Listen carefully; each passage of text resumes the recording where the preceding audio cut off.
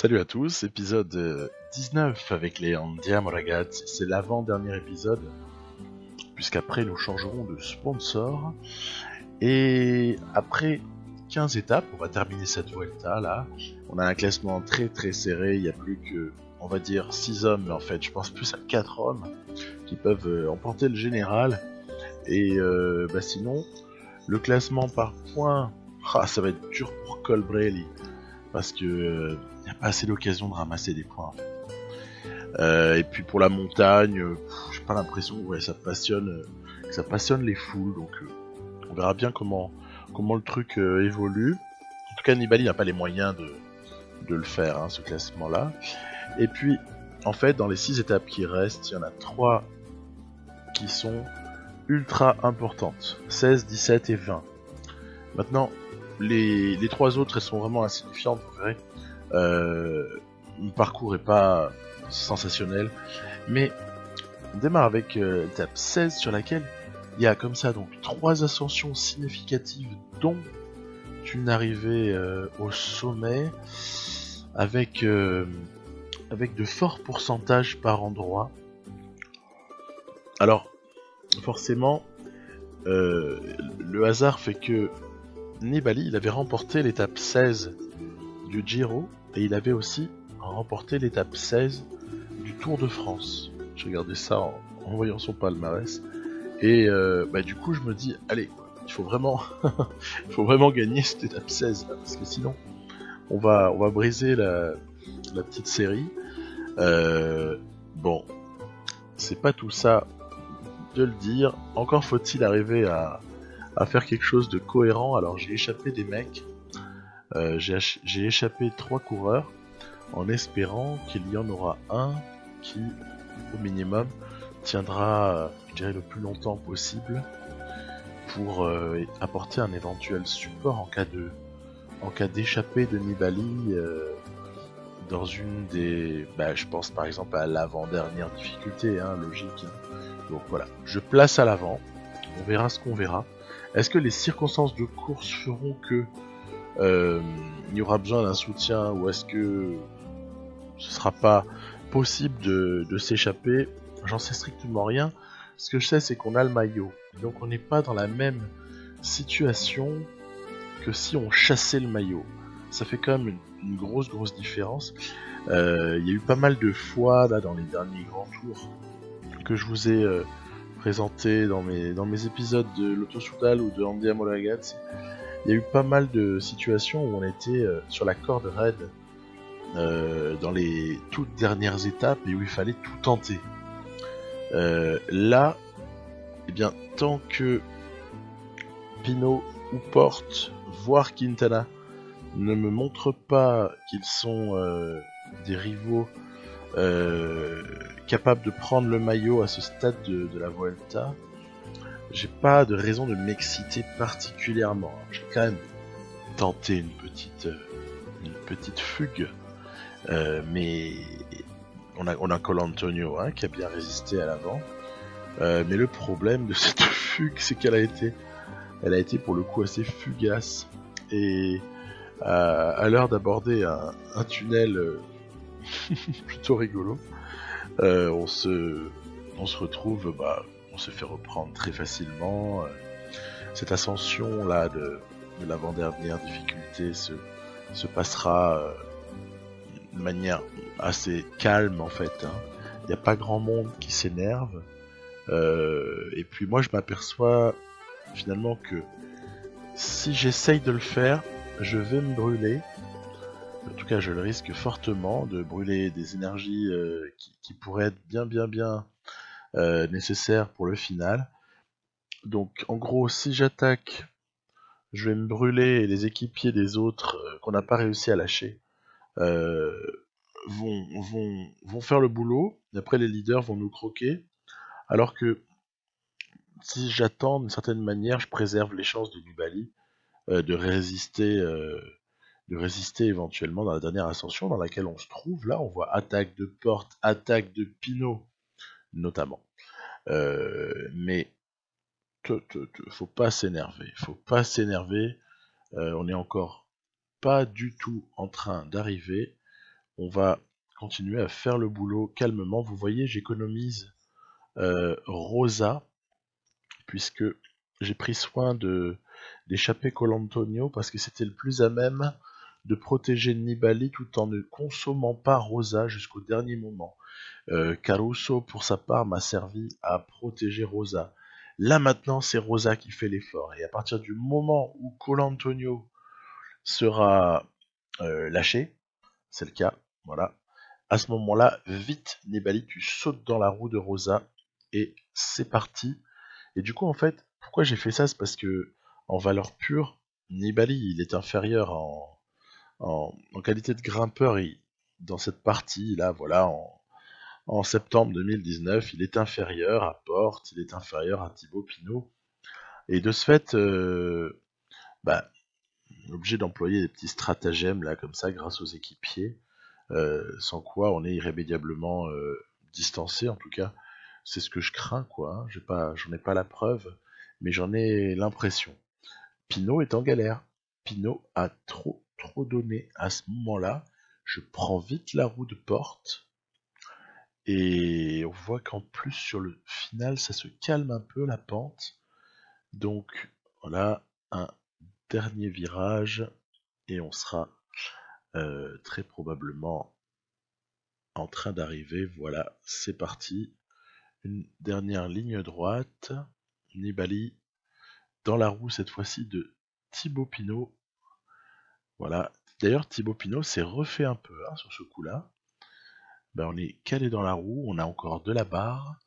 À partir de ce moment-là, moi je décide de planter une attaque parce qu'il y a encore quelque chose à gagner peut-être sur cette étape-là, et c'est le cas. C'est le cas. Il y a quelques secondes qui vont être glanées. Alors on n'a pas gagné l'étape. Il y a donc la série des étapes 16 qui est brisée. Ah ouais, il est redoutable. Hein. Il est redoutable, Miguel Angel Lopez. Finalement, est-ce qu'il a pas eu raison de se faire décramponner pour comme ça pouvoir aller gagner des victoires d'étape, puisque finalement il a été totalement incapable de suivre au niveau du général. Alors finalement il s'en sort pas mal, il va nous faire une bonne Vuelta lui, contrairement à d'autres qui jouent le classement général mais en fait qui n'en ont pas réellement l'étoffe, mais qui du coup ne peuvent même pas s'échapper ni rien. Bon, voilà, c'est toujours des choix stratégiques. En tout cas, Miguel Angel Lopez fait une super Vuelta. Alors, pour le contre-la-montre, on est vraiment sur un moment vraiment clé. Hein. Le contre-la-montre, c'est là que c'est censé se jouer plus ou moins, ainsi que dans Bola del Mundo sur l'avant-dernière étape. On voit que l'avantage au niveau des notes, il est pour Nibali par rapport à Pinot. Je vous ai pas montré par rapport à Porte, parce que Porte, il a 77 ans en contre-la-montre. Donc Porte, lui, il est censé... attention, sauf forme du jour, moins favorable que celle de Nibali, puisque Porte, il a 77, mais n'empêche que Nibali, avec son plus 5 là, ça se trouve, il a autant contre la montre que Porte. Ou peut-être pas autant, mais un tout petit peu moins, et non pas beaucoup moins. Même raisonnement avec Pinot. Donc en fait, on est dans l'inconnu total hein, dans ce type de situation. Inconnu total, on peut juste regarder un peu ce que ça a donné au niveau du temps intermédiaire.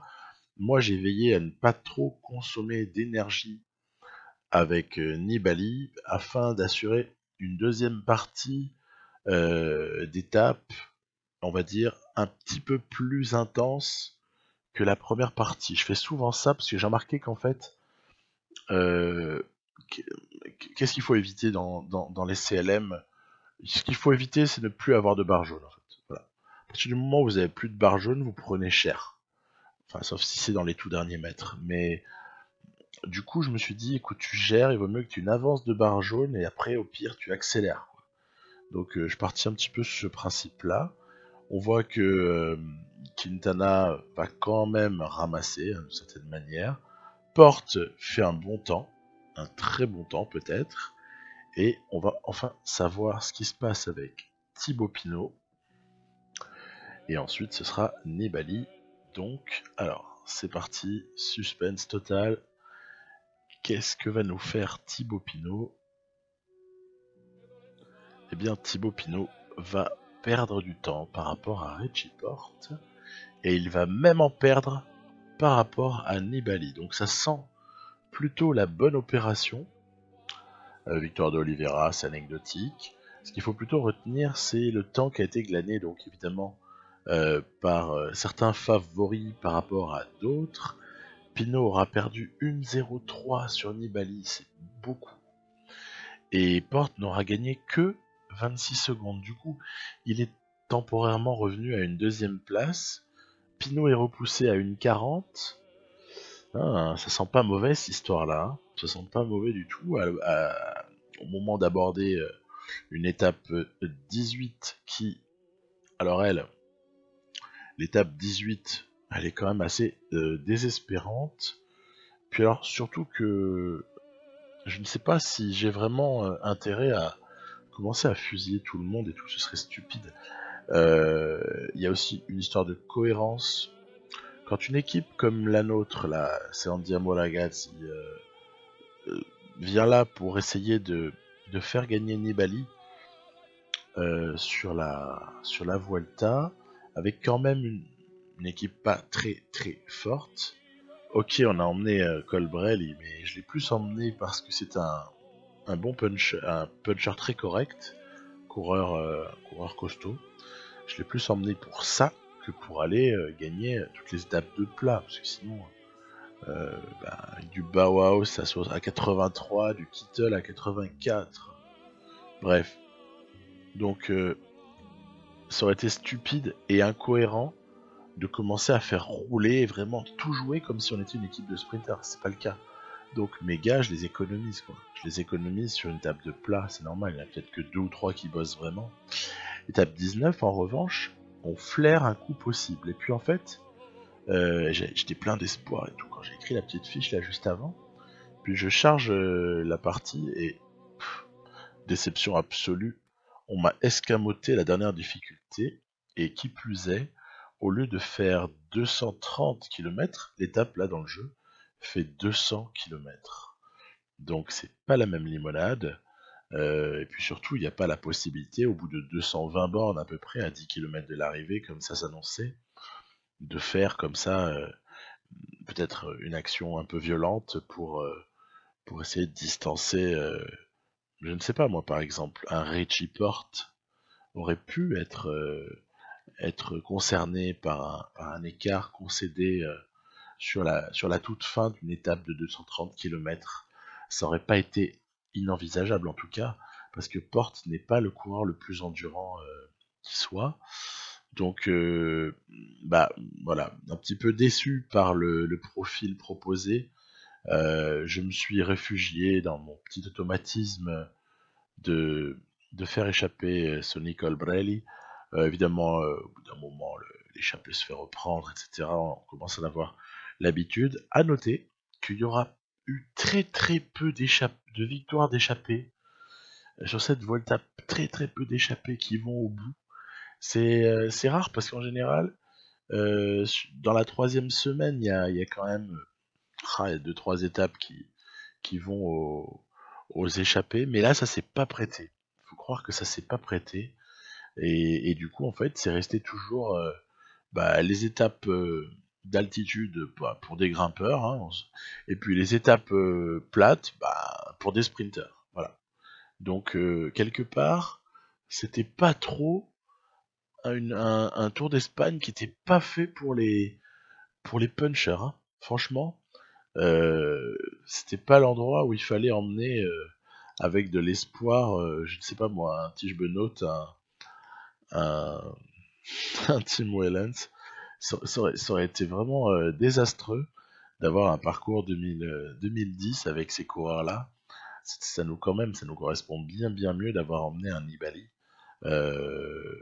avec ces Andiamo Ragazzi. Alors, on se retrouve quand même du coup au soir de l'étape 19 avec des situations qui sont plutôt claires. Les points, ça a l'air promis à Nibali. La montagne, c'est encore assez incertain parce qu'il y a pas mal de points à distribuer sur l'étape 20. Et le général, il est qu'on a toujours notre minute 20 sur Richie Porte, notre minute 40 sur Thibaut Pinot. Et puis il faut voir un petit peu comment ça va tenir. Alors, petit souvenir, là je vous ai inséré 2-3 images. Petit souvenir de 2010 où au fait cette Vuelta avait connu un épilogue assez phénoménal parce qu'il y avait ce dénommé Mosquera là qui a été déclassé depuis. Hein. Mosquera, en fait, au matin de Bola del Mundo, il avait seulement 38 secondes de. Il avait 38 secondes de malus, en fait, de retard sur Vincenzo Nibali. Et en fait, ce qui est assez incroyable, c'est que, ben, au terme d'une étape dans laquelle il y aura eu comme ça, voilà, des images assez spectaculaires. Hein. On voit le brouillard là, on voit des pourcentages qui, par instant, avoisinent les 20%. Une foule en délire qui porte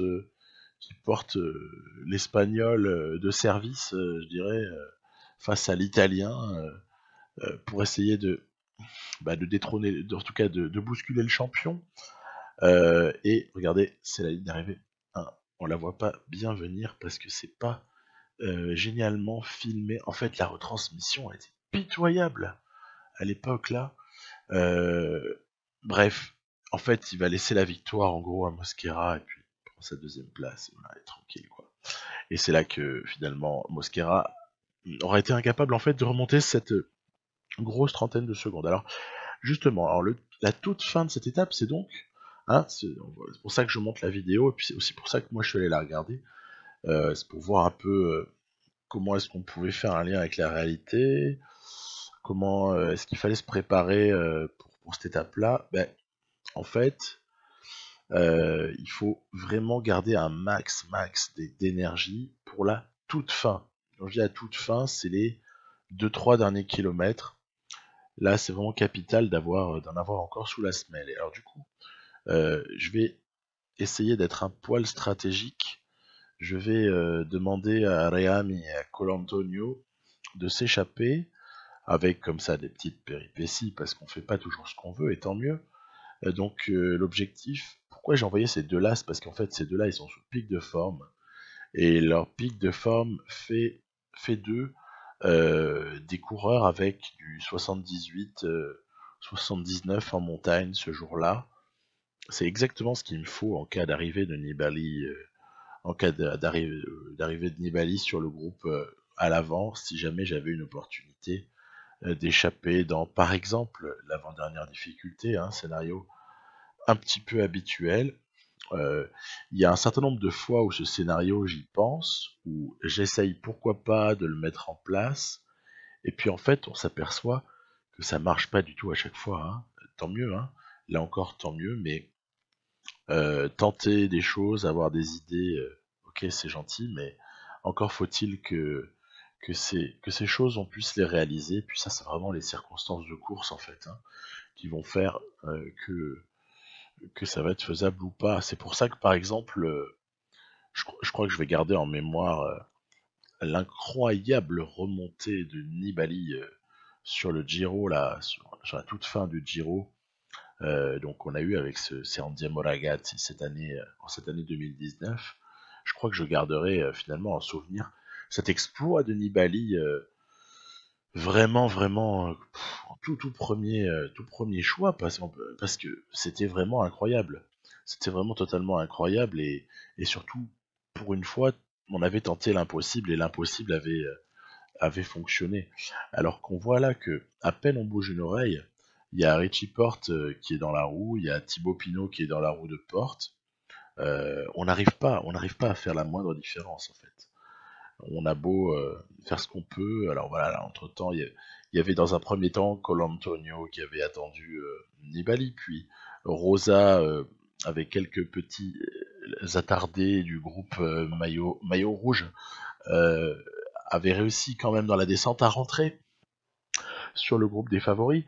Et puis après, j'avais fait descendre Réami pour avoir encore un peu plus de soutien. Et on va donc se retrouver là, comme ça, au pied de Bola del Mundo, où on voit que c'est pas violent du tout avant les 400 derniers bornes, hein, en fait. Hein. Donc il faut pas non plus s'en faire j'allais dire s'en faire une montagne, mauvais jeu de mots quoi. Faut pas s'en faire un enfer hein, de ce Bola del Mundo. On a déjà dans PCM affronté des endroits bien bien plus difficiles ou en tout cas aussi difficiles que celui-là. Je pense notamment à un petit passage, je sais plus avec qui, mais sur l'Angliru là. Et bonjour, hein, bonjour, c'était affreux. Euh, c'est pire en tout cas, je trouve que Bola del Mundo.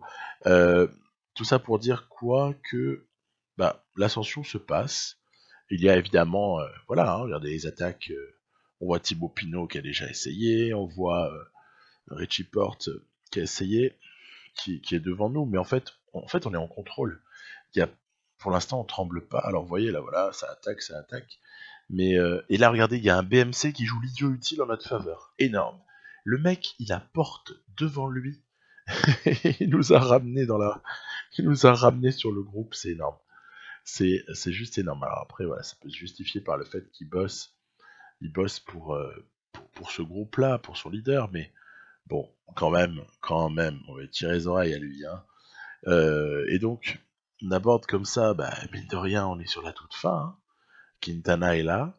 On aperçoit Richie Porte. On a Thibaut Pinot un tout petit peu plus loin là-haut, là, mais il n'y a rien de bien significatif. Thibaut Pinot, on est en train de revenir un petit peu doucement sur lui. Je vais attendre le moment où il y a moyen de éventuellement, voilà, prendre la roue de Porte. Ça, c'est histoire de verrouiller. Voilà, Pinot, il est juste devant. Il est à 2 coureurs devant nous. Quintana, bah, il représente plus aucun danger. Pinot, bah, il est là. Porte, bah, on est dans sa roue et en plus sa cadence de pédalage indique, tout comme celle de Pinot d'ailleurs, qu'ils ne sont pas en train de survoler le truc, loin s'en faut. Bah du coup, j'ai envie de dire que ça sent pas mauvais.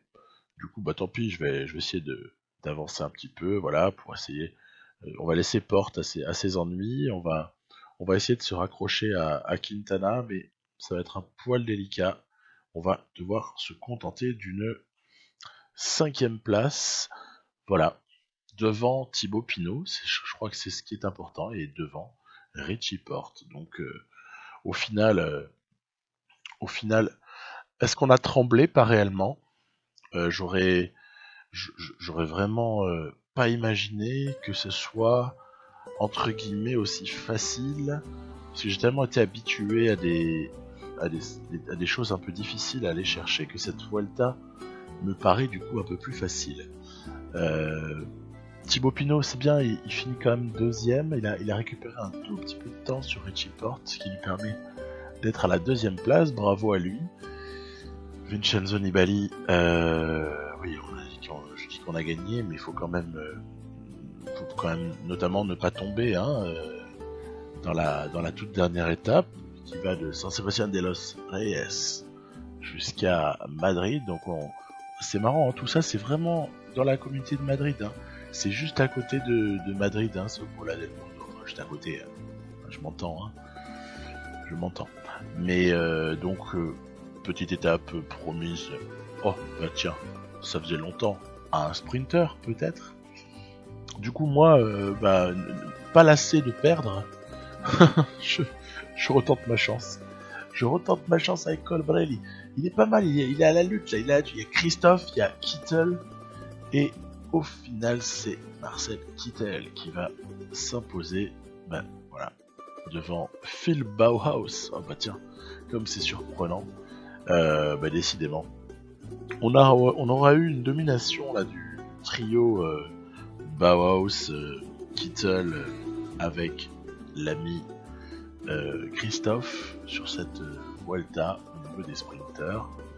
Voilà, acceptons-le. Je suis un peu déçu pour Colbrelli, mais après en y réfléchissant, 77, comment tu veux lutter avec 83 quoi. À un moment donné, il faut que ça se paye quoi. Nibali a laissé échapper sur la dernière étape là, son maillot au profit de Lopez, maillot de grimpeur, mais c'était pas réellement un objectif. Il va devoir se contenter du général et du classement par points. Ah, c'est pas bien grave parce que au passage, il fait quelque chose que jamais personne n'a fait. Je suis content, j'ai vu s'afficher un truc dans le jeu que j'avais jamais vu. C'est quand on fait le triplé Giro, Tour de France, Vuelta. Moi je l'avais jamais fait, hein, personnellement. C'était pas quelque chose que j'avais réussi. Ben voilà, c'est fait. A noter que cette Vuelta aura été remportée sans gagner une seule étape. Ça manque un petit peu de panache, tout ça. Mais en même temps, eh ben, ouais, c'est pas passé loin. Il y a beaucoup de podiums, il y a beaucoup de top 10. Mais non, pas de victoire. Donc la suite, ce sera évidemment le championnat du monde. Les deux épreuves nous intéressent. Tour de Lombardie avec du Milan-Turin, oui, très probablement, parce que c'est une jolie course, très très jolie course. Et pour précision, le Tour de Lombardie sera sur le parcours 2016, donc l'édition spéciale 2016, c'est exactement le même parcours que l'Auto Soudal en 2020. Voilà, je le dis comme ça, vous savez déjà tout. Je vous dis donc à très très bientôt. Il y aura un prochain épisode qui sera le 20e de cette série Andiamo Ragazzi. Un épisode dans lequel évidemment on tirera des petits bilans de notre saison après avoir terminé, et puis évidemment on commencera à entamer la mutation vers Ferrari. Voilà, j'ai hâte. Le maillot en plus, j'essaierai de vous le montrer. Le maillot est prêt. Il n'y a plus qu'à. On est à la veille d'un énorme truc. Voilà. Je vous dis à très bientôt. Bye bye.